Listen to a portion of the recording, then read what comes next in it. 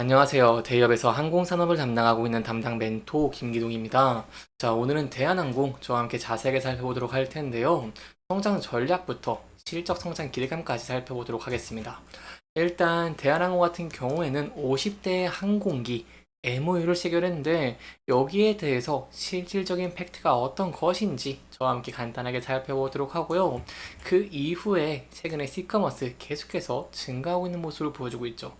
그렇기 때문에 이로 인한 수혜에 대한 내용들 함께 살펴보도록 하겠습니다. 마지막으로 대한항공의 차트 저와 함께 분석하는 시간 가져보도록 할 텐데요. 대한항공 같은 경우에는 최근에 계속해서 조정을 받는 모습을 보이면서 이 주요 지지 라인대를 이탈한 모습을 보였기 때문에 여기에 대해 어떤 대응 전략을 짤 수가 있을지 그리고 어떤 부분들을 지켜볼 수 있을지까지 여러분들에게 자세하게 설명해 드리도록 하겠습니다. 일단 항공기 관련해서 공시가 하나 나왔습니다. 정확히 간단하게 좀 살펴보면은요. 이 에어버스, 이 합병 승부수 관련 기사에 대해서 미확정이라는 공시가 나왔습니다. 이 내용만 좀 지켜보면 될 것 같은데요. 이 언론에 보도된 내용과 관련해서 대한항공 같은 경우에는요, 현재 이 판버러 국제 에어쇼에서 보잉사에 대해서 50대의 항공기 도입을 하는 양해 각서에 서명을 하였다는 내용입니다. 그렇기 때문에 아직 확정은 아니라는 점 꼭 염두에 두시면 좋을 것 같습니다. 이 MOU 같은 경우 제가 좀 간단하게 설명을 드리면요. 일정 기간 동안에 이 협상을 하는 권리인데 이 협상 같은 경우에는 거래 당사자 간의 약속이다라고 볼 수 있겠습니다. 따라서 양의 각서가요. 본 계약서에 내용이 되는 것은 아닙니다. 이 협상을 이 원칙에 따라서 진행하는 것이 당연히 좋겠지만 파기를 할 수도 있다는 점은 조금 염두에 두시면 좋을 것 같습니다. 예, 그렇기 때문에 대한항공 측에서도 공시를 통해서 이렇게 밝히기로 했죠. 구체적인 사항은 이사회 승인 등의 절차를 걸쳐서 추후 개별 확정되는 시점에 공시 예정이라고 밝히기도 했습니다. 따라서 여기에 대한 내용들 결정되는 시점이라던가 아니면 3개월 이내에 제 공시를 하겠다고 밝혔기 때문에 저와 함께 대한항공의 성장 전략 추적해 나가시는 게 중요할 것 같습니다. 여기에 대한 내용들은 제가 계속해서 여러분들에게 전달되도록 노력하도록 하겠습니다.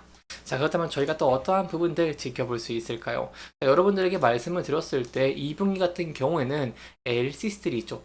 LC3 같은 경우에는 이 실적적인 측면에서 소폭 부진할 것으로 예상이 되고 있습니다.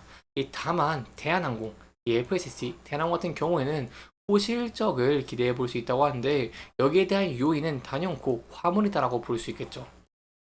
최근에 중국의 저가 온라인 쇼핑몰이 있죠. 바로 테무랑 시인 같은 이런 중국의 이 이커머스 업체들이 있는데 중국발 이커머스 거래가 큰 폭으로 증가하는 모습을 보였습니다.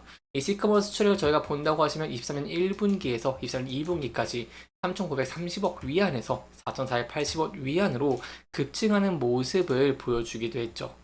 그렇기 때문에 항공 화물 수요가요. 수용 능력을 압도를 하고 있다고 볼 수 있겠고요. 이 쇼핑몰 대형 세일에 집중되는 블랙 프라이데이 같은 것들이 있죠. 그렇기 때문에 연말 성수기가 된다고 한다면 항공 화물 운임이 상승을 하면서 대한항공이 호실적을 내는 포인트들도 기대 가능하다라는 부분 염두에 두시면 좋을 것 같습니다. 일단 테무랑 이 시인 같은 경우에는요. 이 $800 이하의 상품에 대해서 무관세라던가 면세를 적용을 하는 미수 기준의 허점을 좀 많이 이용을 하면서 저렴한 가격으로 미국의 소비자에게 좀 제시를 했고 이 공격적으로 온라인 마케팅을 하면서 성장을 빠르게 하는 모습을 보였습니다. 그렇기 때문에 지금서 봐야 되는 포인트가 이 항공 화물 배송되는 방식을 선택을 했기 때문에 이 많은 물류 단계를 좀 생략을 할 수 있었고 이로 인해 유통 비용을 낮추면서 물량들이 지속적으로 증가하고 있는 모습을 보여주고 있다라고 할 수 있겠습니다. 그렇기 때문에 S&P의 분석에 따르면 테무와 시인이 배송 방식을 택하고 있는 것과 같은 이런 국경을 넘어서는 소포 배송이 있죠. 배송 같은 경우에는 2020년에는 약 1,700억 개였습니다. 다만 2027년에는 50%가 더 증가할 것으로 예상이 되고 있다라고 할 수 있겠습니다. 그 중에서 저희가 집중해서 봐야 되는 부분이 이 테무와 시인 같은 중국 온라인 쇼핑몰들이요.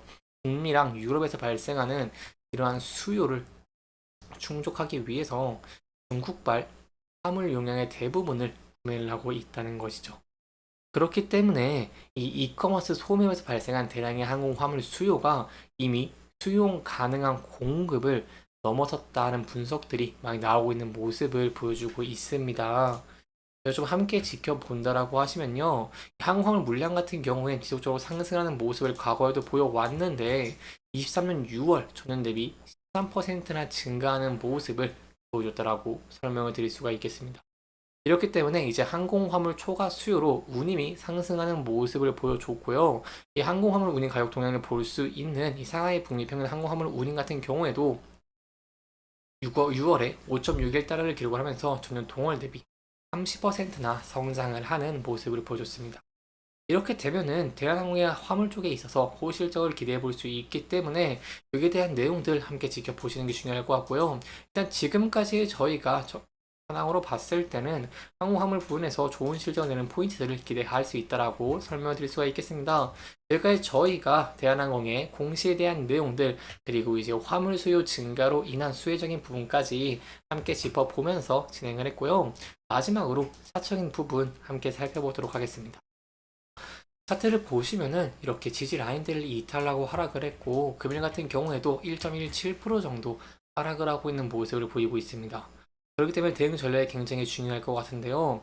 앞서서 저희가 차트를 좀 소폭 크게 본다고 한다면 이렇게 지지를 받았던 구간대가 있죠. 따라서 이 구간대에서 지지를 받을 수 있을지 저희가 1차적으로 지켜보시는 게 굉장히 중요할 것 같고요. 만약에 부근대를 이탈하고 하락을 하게 된다고 한다면 전 저점 부근대에서 지지를 받을 수 있을지에 대한 여부를 함께 지켜보시는 게 중요할 것 같습니다. 다만 대한항공 같은 경우는 이렇게 50대 항공기 도입을 통한 이 양의 각설을 서명을 하는 모습을 보여주기도 했고 이 화물 쪽에 있어서 수혜적인 부분들을 기대해 볼 수 있기 때문에 이러한 면들이 각광을 받으면서 주가가 상승하는 모습을 보여주게 된다고 한다면 이 전에 지지 라인이 있죠. 이 부분들이 이탈하면 저항 라인대로 바뀝니다. 그래서 이 부근대를 다시 한번 돌파할 수 있을지 함께 지켜보시는 게 중요할 것 같고요. 그 이후에는 많이 쌓여있는 매물대와 단기적 고점 부근대를 돌파할 수 있을지를 함께 지켜보시는 게 중요할 것 같습니다. 이렇게 이번 영상에서는요, 저희가 대한항공의 향후 기대가 되는 성장 전략, 특히 최근에 항공사 같은 경우에는요, 그러한 여객 수요를 항공기가 감당을 못하고 있는 상황입니다. 그렇기 때문에 항공기가 추가적으로 도입되는 모습을 보여주게 된다고 한다면 이는 실적 성장으로 연결될 것이고 그로 인해서 이 상승 모멘텀을 확보할 수 있기 때문에 여기에 대한 내용들을 함께 짚어봤고요. 그 이후에 이제 화물 쪽으로 인한 수혜적인 부분을 살펴봤습니다. 하지만 해당 영상은 개인적인 의견이 많이 들어왔기 때문에요. 투자자분들의 주관적인 생각과 해당 내용을 토대로 현명한 선택을 하시면 좋을 것 같습니다. 이렇게 영상 잘 보셨다면 다음 영상도 시청해 주시길 바라면서 오늘 영상 마무리하도록 하겠습니다. 여기까지 시청해 주셔서 감사합니다.